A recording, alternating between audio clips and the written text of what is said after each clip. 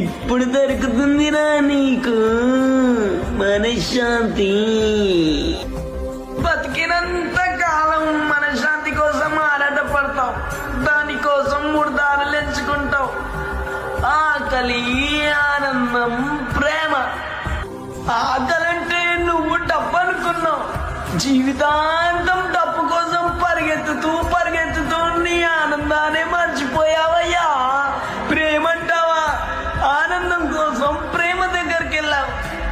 ఇప్పుడు చూసావా, నీ ప్రేమే నువ్వు సంపాదించిన డబ్బు కోసం కొట్టుకు చేస్తుంది. ఇంకెక్కడ దొరికిందయ్యా మనశ్శాంతి? ఇక్కడ. మనశ్శాంతి దొరకనప్పుడు బ్రతికేందుకు? బతికితే దొరికినప్పుడు ఇంకా ఈ చావులెందుకయ్యా?